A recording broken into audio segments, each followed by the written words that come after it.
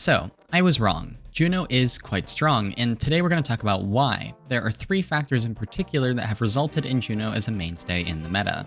Number 1, Juno's range. This actually matters a lot, and I didn't initially consider just how strong this could be. Lucio, for example, has to be playing with the DPS or tank that he is enabling. Juno, on the other hand, does not need to do that.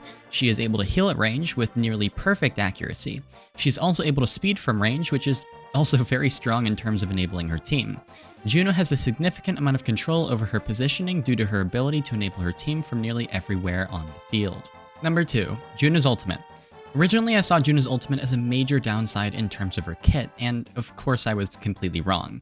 My ideas weren't unfounded though. Juno's orbital ray does have some unfortunate limitations, but it is also very strong when used under the right circumstances. Orbital ray isn't great as a reactive or defensive ultimate, but it can be used proactively to take aggressive fights or win mid-fight brawls if you get the timing right. Number 3, Juno is surprisingly difficult to kill. This is something I didn't necessarily expect based upon my initial observations, but it does make sense. Juno's fly might not be as good as Echo's, but in conjunction with double jump, she has a lot of options available to her. She also gets speed ring boost no matter where she throws the ring, so she can reposition mid-fight and also use it to kite. On top of all this, remember that Juno only needs LOS of her team to enable them, so she has a ton of flexibility in terms of where she positions during a fight. Yes, she needs to be a bit closer to use the speed ring, but once she uses it, she's able to get the speed boost and just back off from the fight if needed. Juno is strong, but she isn't good at everything. Her primary weakness was actually a concern I brought up in my previous Juno video. Although Juno might be very survivable herself, her other support is out of luck. Juno isn't great at peeling, or in other words, protecting her other support. Professional teams are primarily running 2 backline combinations that are played with this weakness in mind. The first of those compositions that gained popularity is Ana plus Juno, and this backline is most often played alongside D.Va.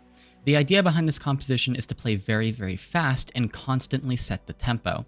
Juno can't keep Ana alive in a prolonged fight, but Juno can enable her frontline to do a lot of damage in a short amount of time. Ana can play for nades, adding to the aggressive nature of this composition.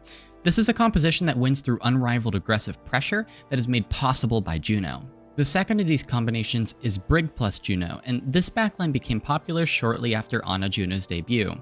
Brig Juno is played with both Ramattra and D.Va, although the Ramattra variant is definitely more popular. This backline is less greedy and more balanced, but it still plays in quite an aggressive manner. Brig as a pairing with Juno makes a lot of sense. It's easier to survive on Brig, especially into D.Va or Winston-based compositions. This comes at the expense of slightly less aggressive output. I want to talk about both of these compositions, but I feel that one video wouldn't do them justice, so I'm going to talk about the Juno Ana composition today and cover Juno Brig in more detail in a future video. I appreciate the patience. I apologize that my upload schedule has slowed due to university. To observe how this Ana Juno backline operates, we'll be looking at some fights from 2 different maps played during the Pacific Lower semifinal match between Full House and Bleed Esports. Our first map is Shambali Monastery. Bleed Esports are defending, and Full House are on attack. We have 2 different versions of the Ana Juno compositions. Bleed are on the Ram variant, while Full House are on the D.Va variant. You'll get to see how both operate firsthand in a moment, but what you should keep in mind is that this D.Va variant in particular is very deadly. The first fight starts slow, and Full House stage through main. Our first speed ring comes out from Yunko, who throws it on top of FaZe. This is where things get interesting.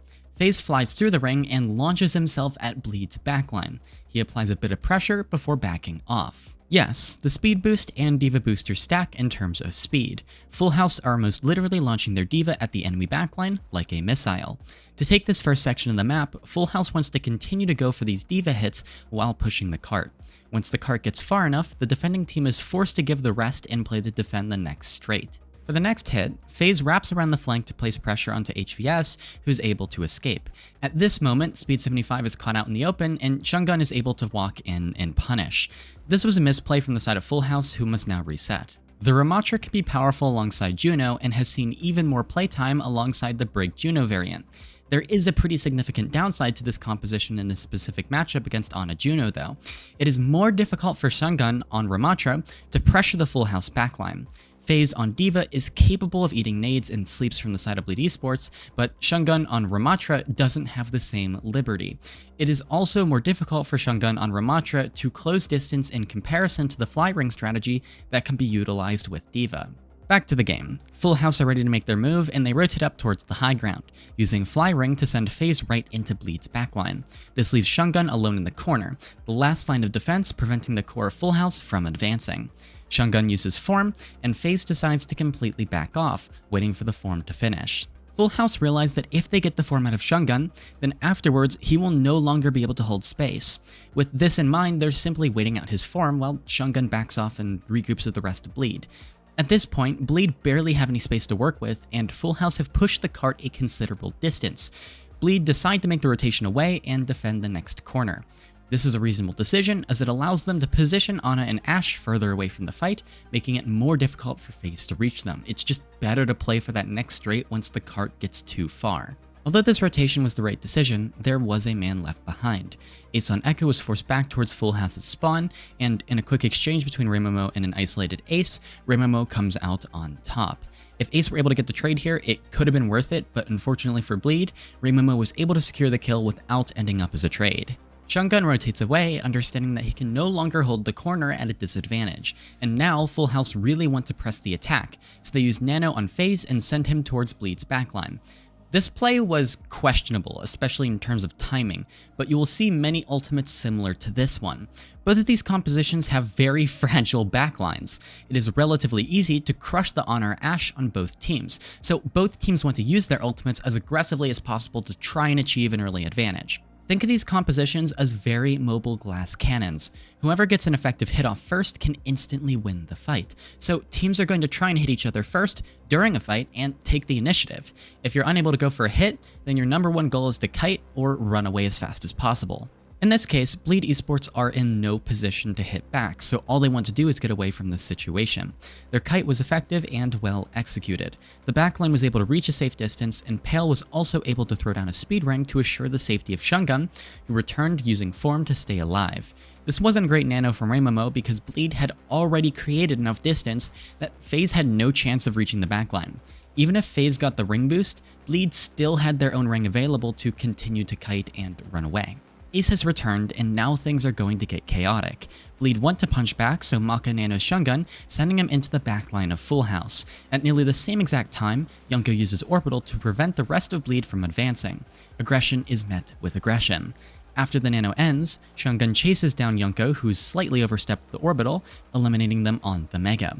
Full House realize that they're not in a position to take another hit, so they back away, resetting for the next fight. This fight will look similar to the prior. Again, aggression. Bleed take the first move this time around with an extremely early orbital.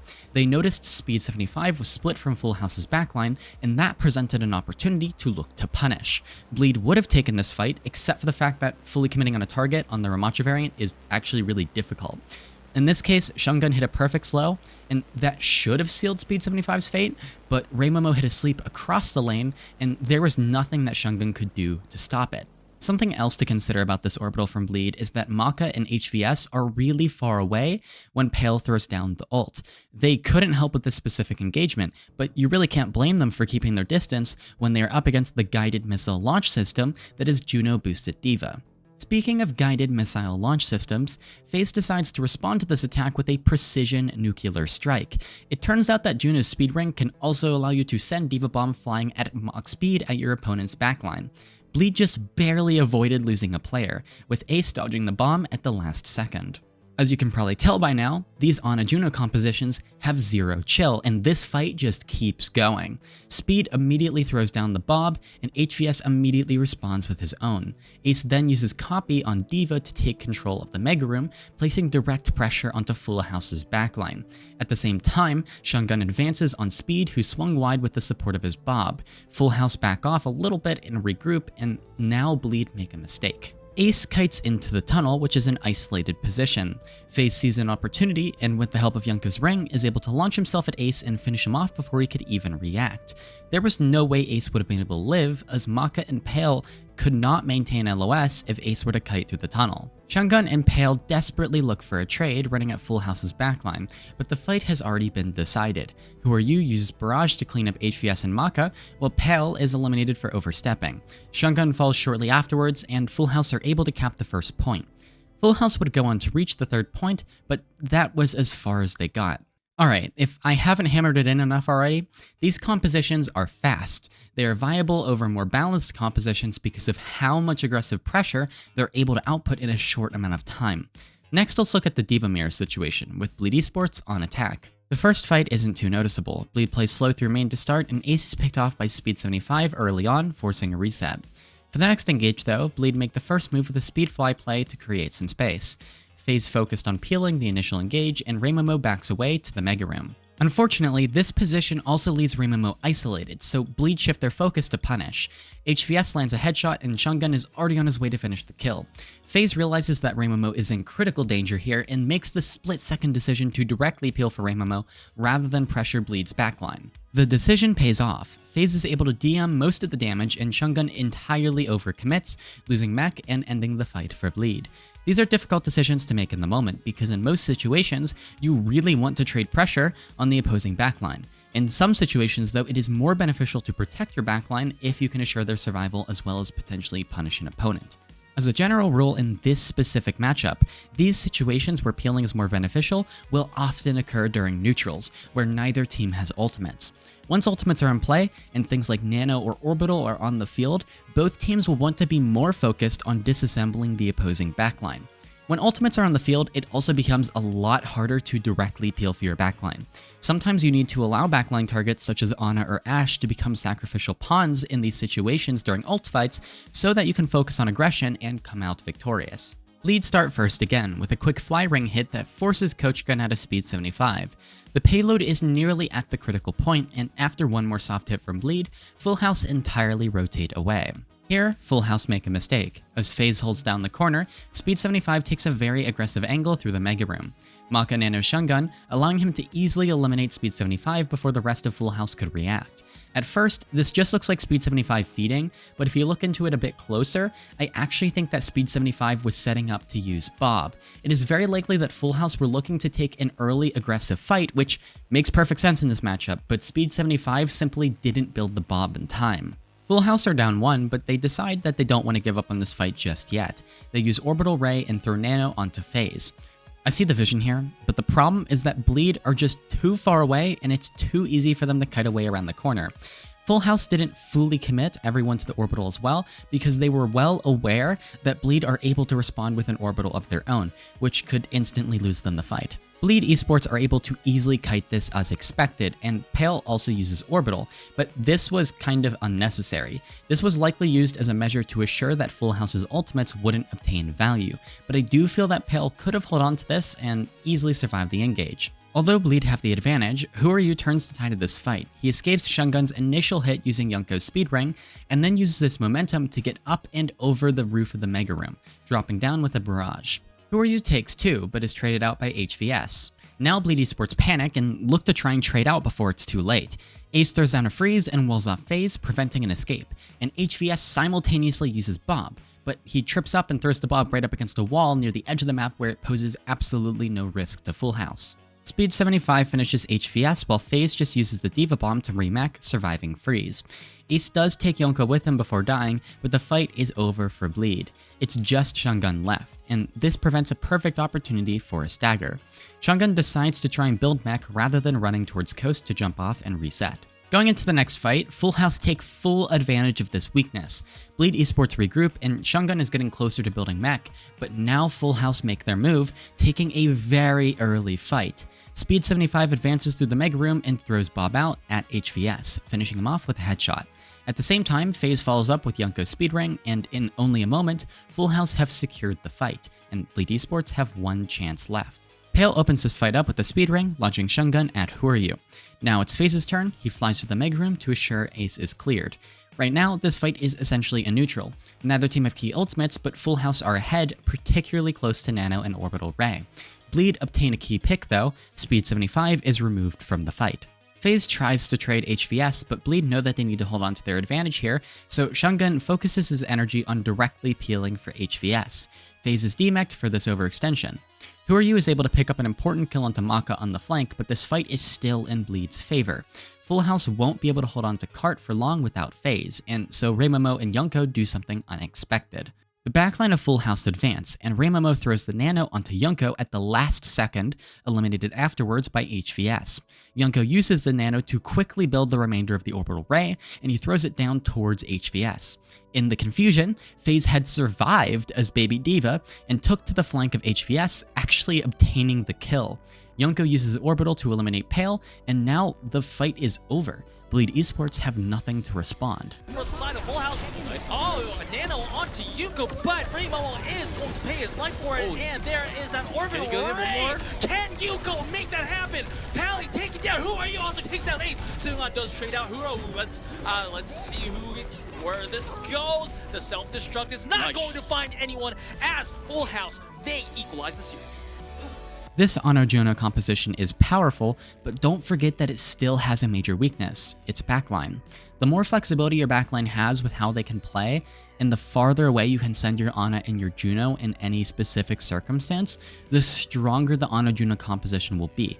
Basically, it really plays for maps where your Ana has a bit more room to work with. This does mean that this composition can end up being very weak under certain circumstances. One example of this is on King's Row First Point. The defending team will want to keep control over this section of the map, and the problem for Juno while defending is that they simply cannot easily hold on to this position. It's very easy to force the Juno to drop into Archway, and after that, the attacking team is at a clear advantage in terms of positioning. Watch this first fight where Bleed Esports are defending. FaZe makes a quick fly to set up. This shows his intent to take the high ground. Raymomo hits a nade on HVS, and FaZe moves to follow up. HVS escapes, but FaZe wants to keep going, so Yunko throws a speed ring down onto FaZe, who is able to dive far into Bleed's backline without fear, picking up HVS. This is unfortunate, but what makes things worse is that Maka and Pale know that on this Juno composition, they cannot fight a D.Va, even in a 2-on-1, so they're forced to completely give up on the high ground without a fight. It's crazy though, because this map goes to around 4 and 5, and we see the same exact thing happen again. FaZe sets up, then flies around and just casually eliminates Maka. Attacking this first point when up against Juno seems almost trivially easy. This problem even extends to the best teams in the world.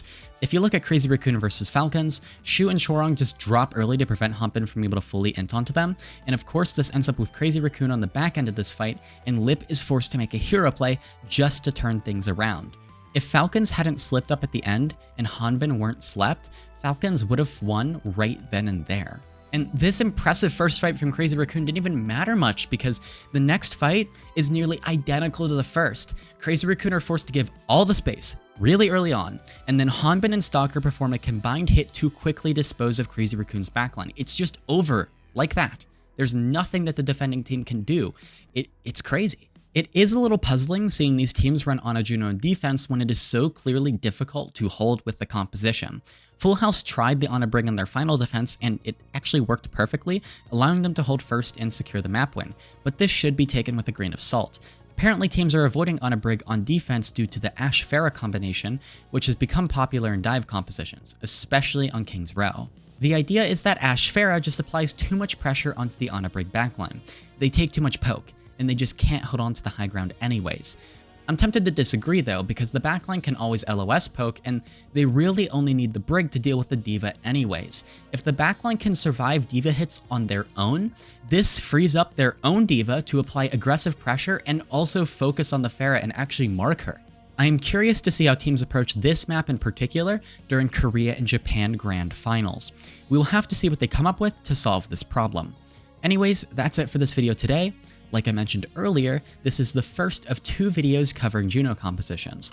I will start working on the next one, and it'll be out within the next 2 to 3 weeks. If you want to support me, check out my Discord for updates, and also join me for streams where I'll break down matches live.